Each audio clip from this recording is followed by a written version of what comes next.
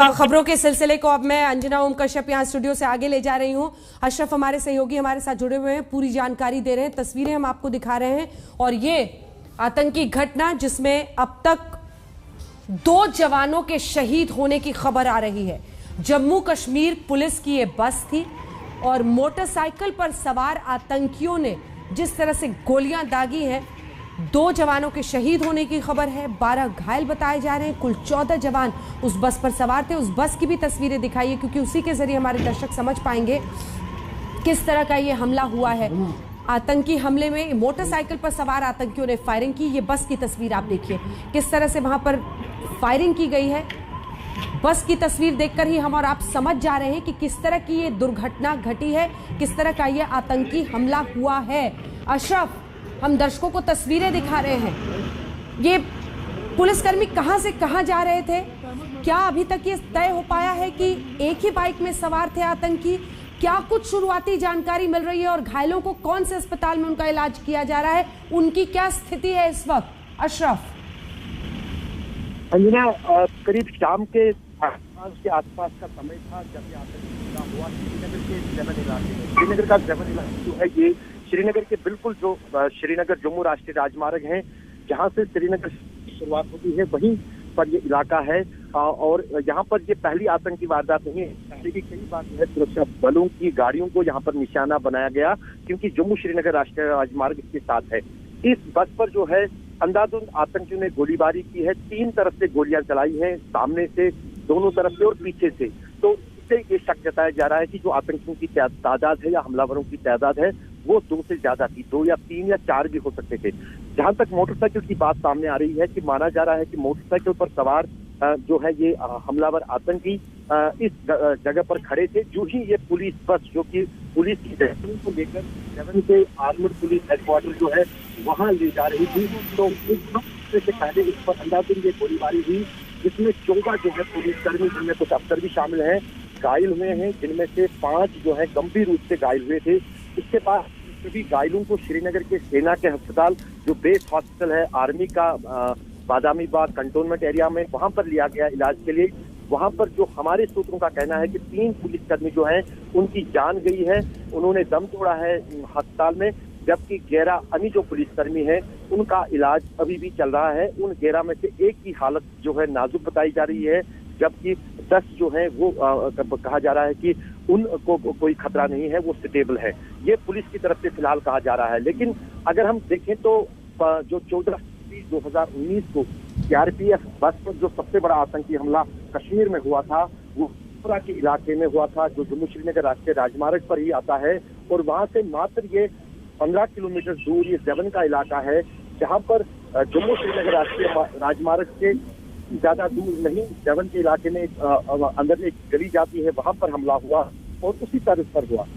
जो सीआरपीएफ बस पर हमला हुआ था उसमें आरडीएक्स का हुआ था, उसमें आत्मघाती हमलावर ने हमला किया था। लेकिन यहाँ पर जो है मोटरसाइकिल पे जो है आते हैं और बस पर जो है अंधाधुंध गोलीबारी करते हैं। कई सारी जो अगर कहें तो ज्यादा भी गोलियों के निशान जो है बस पर लगे हुए हैं, जो साफ दर्शाता है कि एक बड़ा आतंकी हमला था। और अभी तक जो है फिलहाल पूरे इलाके की घेराबंदी जो है सुरक्षा बलों ने साझा तौर पर की है, जिसमें जम्मू कश्मीर पुलिस, सीआरपीएफ और सेना शामिल है। और ये इलाका जो है ये काफी सेंसिटिव है क्योंकि पूरा जो जबन का इलाका है, न सिर्फ यहाँ पर जम्मू कश्मीर आर्मड पुलिस का मुख्यालय है, बल्कि साथ ही साथ पास में बीएसएफ का भी एक कैंप है जहाँ पर आईजी बीएसएफ रहते हैं। पास में सीआरपीएफ का एक बटालियन हेडक्वार्टर है और थोड़ी सी दूरी पर जो है सेना का 15 कोर मुख्यालय का जो इलाका है वो शुरू हो जाता है। तो जाहिर है एक तरफ से जम्मू श्रीनगर राष्ट्रीय राजमार्ग जो सबसे व्यस्त सड़क मानी जाती है, जिस पर फिलहाल कुछ देर के लिए उस हिस्से पर जो है ट्रैफिक रोक दिया गया है, और दूसरी तरफ जो है इतने सारे सिक्योरिटी एस्टेब्लिशमेंट या सुरक्षा बलों के हम कहें कि मुख्यालय हैं वो आसपास हैं। इसलिए जो है सुरक्षा बलों के लिए यहाँ पर बड़ी चुनौती ये भी है, जो हमलावर हैं वो अगर यहाँ से बात इस तरफ गए हैं, कैसे उनको पकड़ा जाए। यही कारण है कि अलग अलग जगहों पर न सिर्फ जम्मू श्रीनगर राष्ट्रीय राजमार्ग पर चेक पॉइंट खड़े कर दिए गए हैं, जहां पर वाहनों की तलाशी ली जा रही है। बाइक जी, मैं लौट रही हूँ आपके पास, मैं लौट रही हूँ। एसपी वैद्य साहब, पूर्व डीजी इस वक्त हमारे साथ जुड़ रहे हैं। अशरफ, पूर्व डीजीपी हमारे साथ जुड़ रहे हैं। आप अशरफ बने रहिए हमारे साथ क्योंकि जानकारी आप वहां से दे रहे हैं। वैद्य साहब, हम तस्वीरें दिखा रहे हैं।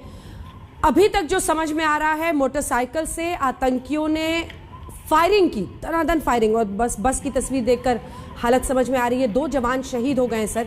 क्या आप इस पर कहेंगे, क्योंकि अभी तक सेना सैनिक बलों पर वो इस तरह के हमले करते थे, अब पुलिसकर्मियों पर भी हमला किया है। पुलिसकर्मियों पर इससे पहले भी अलग अलग जगहों पर वो टारगेटेड किलिंग कर रहे थे। ये तस्वीरें अपने आप में एक बार फिर से याद दिला रही हैं कि घाटी में आतंकी सक्रिय है। देखिए, मैं समझता हूं कि ये जो सर्दियों में वायलेंस का लेवल बढ़ाने की कोशिश की जा रही है, ये इस नैरेटिव को काउंटर करने की कोशिश की जा रही है कि 35A और 370 को हटाने के बाद हालात बेहतर हो गए। ये एक पार से रणनीति के मुताबिक जो लोग इसको ऑर्केस्ट्रेट करते हैं, level of violence Kashmir valley में जो डीप स्टेट पार बैठी है, वो इसको काउंटर करना चाहते हैं कि हालात कोई बेहतर नहीं हुए, ताकि वो जो 370 के खिलाफ माहौल बनाया जाता है कि उसके हटने से कोई हालात तो बेहतर हुए नहीं है, उसको काउंटर करने की कोशिश की जा रही है। दूसरा, जम्मू कश्मीर पुलिस को टारगेट बनाया जा रहा है, ये भी एक सोची समझी रणनीति के तहत किया जा रहा है, क्योंकि ये जो पार इसको इस मशीनरी को चलाते हैं, वो ये समझते हैं कि जम्मू कश्मीर पुलिस का कितना अहम रोल है एंटी टेरर ऑपरेशंस में। और अगर आप देखें, 90% जितनी भी इंफॉर्मेशन लोकल लोगों से आती है वो JNK पुलिस के थ्रू ऑपरेशंस में इस्तेमाल होती है। तो ये कोशिश की जा रही है कि जम्मू कश्मीर पुलिस को डिमोरलाइज किया जाए, उनका मनोबल कम किया जाए, उनकी जबान बंद की जाए, उनको डिमोरलाइज किया जाए। ये उस तरफ कोशिश, अगर आप देखें कुछ दिनों से डेलिबरेटली अटेम्प्ट किया जा रहा है जम्मू कश्मीर पुलिस पर हमले करके। और ये जम्मू कश्मीर पुलिस की फैमिलीज ने बहुत बड़ी कुर्बानी पिछले 30 सालों में ये जो टेररिस्ट के साथ लड़ाई है उसमें दी है।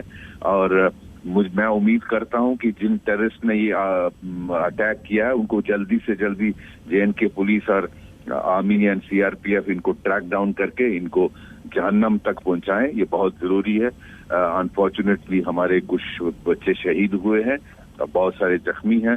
हालांकि ये एरिया जो ज़ेवन हमारा आर्म पुलिस कॉम्प्लेक्स है, वो श्रीनगर के आउटस्कर्ट्स में है, और पंथा चौक एक ट्राई जंक्शन है, वहाँ जनरली डिप्लॉयमेंट होती है, वहाँ एरिया डोमिनेशन रहती है ROP के थ्रू। ये मुझे इस वक्त ये अटैक जब हुआ वो वहाँ कौन था, कैसे था, ये तो वहाँ के ऑन स्पॉट जो ऑफिसर हैं वही बता सकते हैं। जनरली मूवमेंट से पहले हमारी वहाँ डोमिनेशन रहती है ROPs के थ्रू। अब अक्सर हमने देखा सर, इससे पहले भी जब आर्मी पर बीच में उन्होंने टारगेट किलिंग करनी शुरू की ऐसे लोगों की, वही जैसा आपने बताया 370 को लेकर, उसके हटने को लेकर वो दिखाना चाहते हैं कि हम अभी भी अपना हमला जारी रख रहे हैं, और जो शांति की ये लोग बात कर रहे हैं वो मुमकिन नहीं हो पा रहा है। लेकिन अभी तक वो टारगेट किलिंग कई जगहों पर कर रहे थे, वो जानबूझकर ऐसे लोगों को टारगेट कर रहे थे जो कश्मीर में दूसरे राज्यों से आए हुए हैं। लेकिन एक बार फिर से पुराने अपने मोडस पर वो गए हैं, जिसमें चाहे इससे पहले CRPF के जवान हो, जब भी वो एनमास ट्रैवल करते हैं तो सरकारी वाहन पर सीधा हमला करना, ये तरीका उन्होंने फिर से अपनाया है सर। बिल्कुल बिल्कुल, ये इसी नीयत से किया। आई थिंक कि ये ऑब्जर्व कर रहे होंगे कि यहाँ से मूवमेंट कब होती है, डिप्लॉयमेंट के लिए कब जाते हैं, कब बस में वापस आते हैं। तो ये पूरी सोची समझी रणनीति के तहत एक एम्बुश लगाकर हमला, घातक हमला किया गया है, जिसपे ये हमारे लोग जख्मी हुए हैं।